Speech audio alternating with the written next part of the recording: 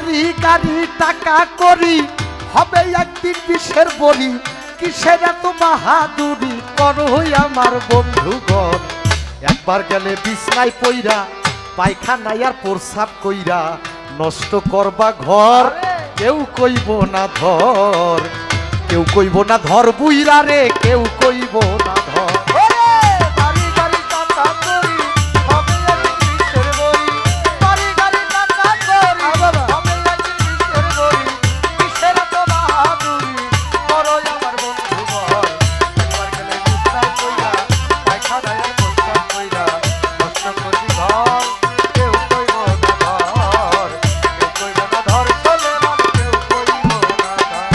জানেই যে তুমি আজ তোমার সংসারের কর্তা, এই সংসারের জন্য জোগাড় করতেছো অন্ন খেয়ে ডাল ভর্তা। এই যে তুমি আজ তোমার সংসারের কর্তা, এই সংসারের জন্য জোগাড় করতেছো অন্ন খেয়ে ডাল ভর্তা। আরে একদিন তুমি হইলে বুড়া, ডাকলে কেউ দিব না সারা।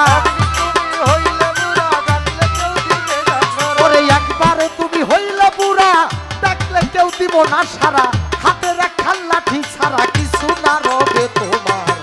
একবার গেলে বিছনায় পইরা, পায়খানায় আর প্রস্রাব কইরা, নষ্ট করবা ঘর কেউ কইব না ধর, কেউ কইব না ধর বুইরা রে, কেউ কইব না ধর।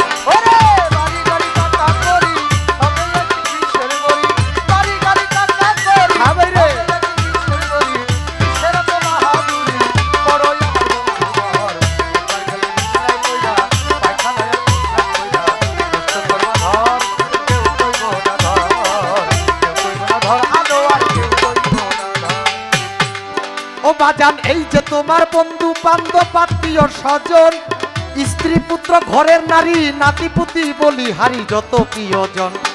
এই যে তোমার বন্ধু বান্ধব আত্মীয় স্বজন, স্ত্রী পুত্র ঘরের নারী, নাতিপুতি বলি হারি আরো যত প্রিয়জন। যার যার স্বার্থে শেষে নাচবে, তুমি মরলে সবাই বাঁচবে।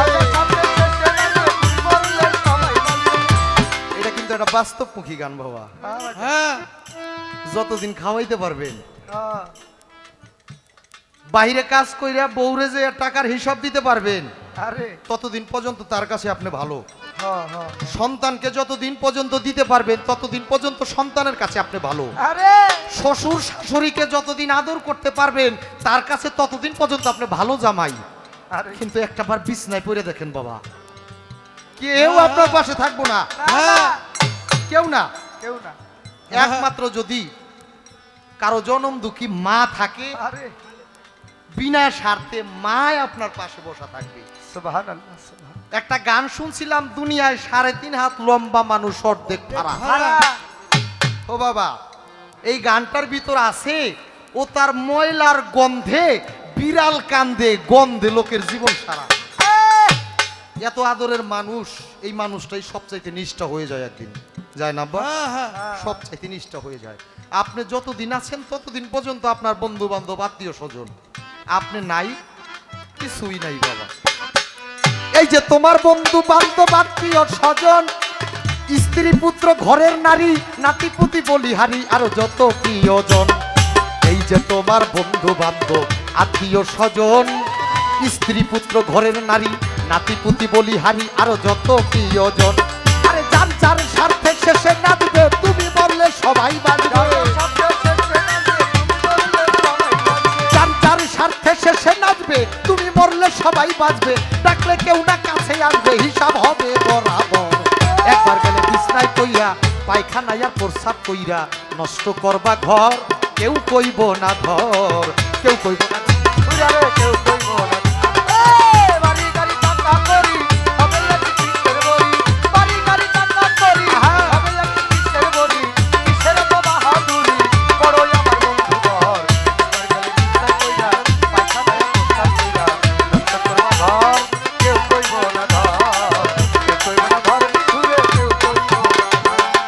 হে মানুষ বিনয় করে শাহালম সরকার, যার হাতে সংসার গড়া, সে থাকিলে ঘরে পড়া। তুমি সেবা হে মানুষ বিনয় করে শাহালম সরকার, যার হাতে সংসারে করা সেবা দিলে ঘরে পর তুমি সেবা করবা কার। তাই তো হে মানুষ বিনয় করে শাহালম সরকার, যার হাতে সংসার গড়া সে থাকিলে ঘরে পড়া সেবা করবা কার। তার সেবা না করিলে তুমিও বিছনায় পড়িলে, তার সেবা না করিলে তুমিও বিছানায় পড়িলে। আরে তার সেবা না করিলে তুমিও বিছনায় পড়িলে, অসুখে তোমায় ধরিলে হিসাব হবে বরাবর। একবার গেলে বিছনায় কইরা পায়খানায় আর প্রস্রাব কইরা নষ্ট করবা ঘর, কেউ কইব না ধর, কেউ কইব না ধর বইরা রে, কেউ কইব না ধর। ওরে বাড়ি গাড়ি টাকা করি হবে একদিন কিসের বড়ি, বাড়ি গাড়ি টাকা করি হবে একদিন কিসের বড়ি, কিসের তো বাহাদুরি করো আমার ঘর। একবার গেলে বিছানায় কইরা পায়খানায় প্রস্রাব কইরা নষ্ট করবি ঘর, কেউ কইব না ধর, কেউ কইব না ধর সবে মা, কেউ কইব না ধর। সাধক বললেন, হে মানুষ বিনয় করে শাহালম সরকার, যার হাতে এই সংসার গড়া সে থাকে যদি ঘরে পড়া, তুমি সেবা করবা কার। ও বাবা, তার সেবা না করিলে তুমিও বিছনায় পড়িলে, অসুখে তোমায় ধরিলে হিসাবটা হবে বরাবর। বরাবর আপনারা শুনছেন বাবা, এমন এক মা ছিল, ওই ঘরে বউ আইসা বারবার শাশুড়িকে আঘাত করে, আরে আঘাত করতে করতে এক সময় ওই শাশুড়িকে নিয়া চকের মধ্যে একটা বিন্যাস হওয়া পর্যন্ত যাই একটা লাথি মেরে তারাই দেয়। ওই দৃশ্য দেখছিল ওই ঘরের সন্তান। ঠিক ওই সন্তান যখন বিবাহ করে তার ঘরে বউ আনে, কোনো এক সময় ওই যে বউ সেও তো শাশুড়ি হইছে, তারে আবার ধইরা নিয়া ওই বিন্যাস হওয়ার পর্যন্ত নিয়ে একটা লাথি মারছে। সন্তানে কয়, মা মনে নাই তুমিও তো আমার দাদির এই কামটাই করছিলা। তাই তো বাবা, হিসাবের খাতায় কাউকে ছাড় দেওয়া হয় না।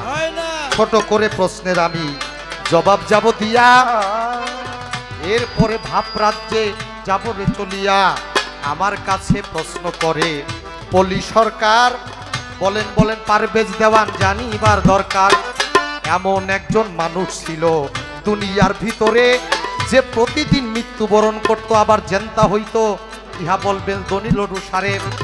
সেই ব্যক্তি কেবা হয় দিবা আমায় কইয়া, দলিল মতে জবাব দিব আসরে দাঁড়াইয়া। আল্লাহর একজন নবী ছিল জজরিস পয়গম্বর, প্রতিদিন কাফেররা হত্যা করত। আমি বলি তার খবর, জজরিস পয়গম্বর। এটা এই যে কথাটা আপনারা নামাজ শিক্ষা বই চিনেন না, এই নামাজ শিক্ষা বইয়ের মধ্যে এই কথাটা আছে। নামাজ শিক্ষা বইয়ের মধ্যে এই কথাটা আছে। প্রতিদিন মৃত্যুবরণ করতো। কে করতো?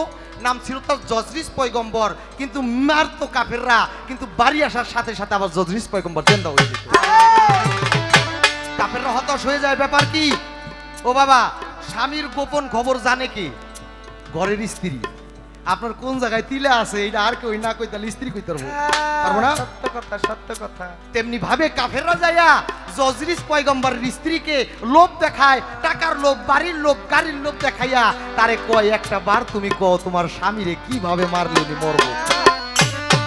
এক পর্যায়ে যাইয়া জজরিস পয়গম্বরের স্ত্রী তার কাফেরদের ছলনায় পড়ে যায়। এবার স্বামী যখন ঘরের ভিতর শুইতে যায়, স্ত্রী ডাইকা কয়, ও স্বামী, ছোট স্বামী গো, একটু কন্যা দেন না, এটা কুয়ার আছে না, মাইয়া লোকের 16 কলা, এক কলা দেখালি সারা। ও স্বামী, আপনার কাফের রে তোমার, আপনি মরেন না কে? আরে আপনি কেমনে মরবেন একটু কন্যা। কয় না না, এই কথা বলা যাইব না। বলেন না, তাইলে মনে হয় আপনি আমারে ভালোবাসেন না। আরে ছলা কলা কইরে, হ্যাঁ ছলা কলা কইরে জজরিস পয়গম্বরের মন নরম হয়ে যায়। তখন জজরিস পয়গম্বর বলেছিল, স্ত্রী গো, আমার এই যে গায়ে যে বড় বড় লোম, বড় বড় পশম, কেহ যদি আমার এই পশমটা আঁকড়াই ধরে, এই পশমে আমারে কাইটা ফেলাইব, এই পশমে যেদিন আমারে কাটবো, সেদিন আমি জজরিস পয়গম্বর আর জেন্দা হইতে পারবো পারবো না। অবশেষে স্ত্রীর কথা শুনি কাফেরদের কাছে স্ত্রী বিক্রি হয়ে যায়। এই রাগ পর্যন্ত সে শুধু মরে, পাটায় পর্যন্ত বাইটা বাতাসের সাথে উড়াই দিছিল। এরপর জজরিস পয়গম্বর আবার জিন্দা হয়েছে।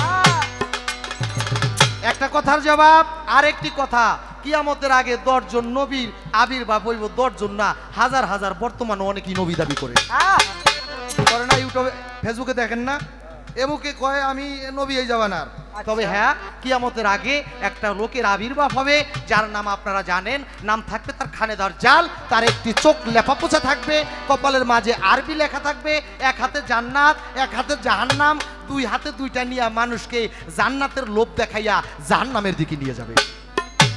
এবং এই খানেদার জাল সহ ওই আমলে খানেদার জাল নবী দাবি করবে নিজেকে, আমি এই জামানার নবী, আমারে মানো তাইলে সব হয়ে যাইবা।